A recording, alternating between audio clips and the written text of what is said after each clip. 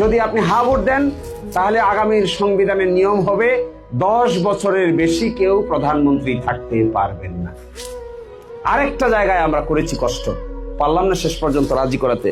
আমরা বলেছিলাম যিনি দলীয় প্রধান হবেন তিনি সরকার প্রধান হতে পারবেন না।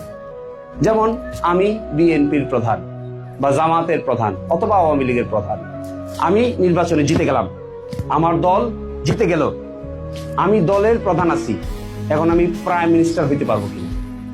আমরা বলেছিলাম হ্যাঁ প্রাইম মিনিস্টার হতে পারবেন, দলীয় পদ থেকে পদত্যাগ করে প্রাইম মিটিং হয়, ফলে সরকারের মধ্যে আর দলের মধ্যে কোনো পার্থক্য থাকে না।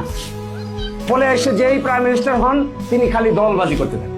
দলবাজি কি? তার দলের লোক খোঁজেন, তার দলের লোক খোঁজেন। কেন? দলের বাইরে কি আর দেশে লোক নাই?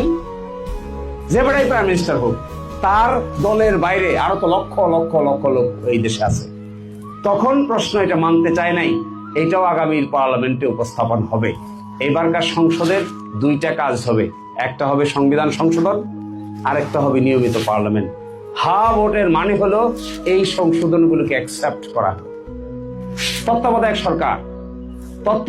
সরকার বহু চেষ্টা করে বিলুপ্তি করে আবার এইবার প্রস্তাব করা হয়েছে 5 বছরের আগেই 3 মাস বাকি থাকতে প্রাইম মিনিস্টার পদত্যাগ করে যাবে, মন্ত্রী পরিষদ ভেঙে যাবে, ভেঙে গিয়ে নতুন একজন ব্যক্তিকে তত্ত্বাবধায়ক সরকারের প্রধান বানানো হবে, তার অধীনে 3 মাস, অতিরিক্ত হলে আরো 1 মাস, 4 মাস সময়ের ভিতরে নির্বাচন হবে।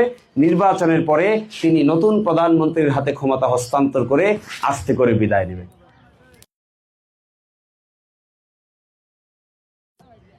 আরেকটা জিনিস ফেরত আসবে, বাংলাদেশের সংসদ 2 কক্ষ হয়ে যাবে।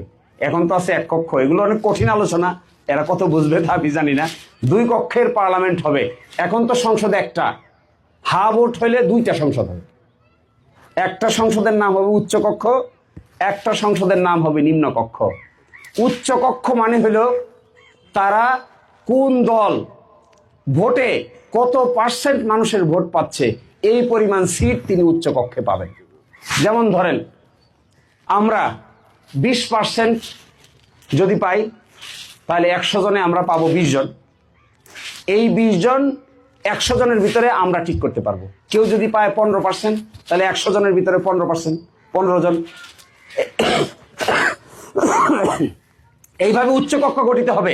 আপনারা যদি হা ভোট দেন তাহলে উচ্চ কক্ষ গঠন করার ক্ষেত্রে আনুপাতিক ব্যবস্থা চালু হবে, আর যদি না ভোট দেন তাহলে এগুলো বন্ধ হয়ে যাবে। তো এই জন্য আগামীর নির্বাচনে 2টা ভোট দেবেন আপনি, একটা হলো প্রতীকে, আরেকটা হলো হা অথবা নাতে।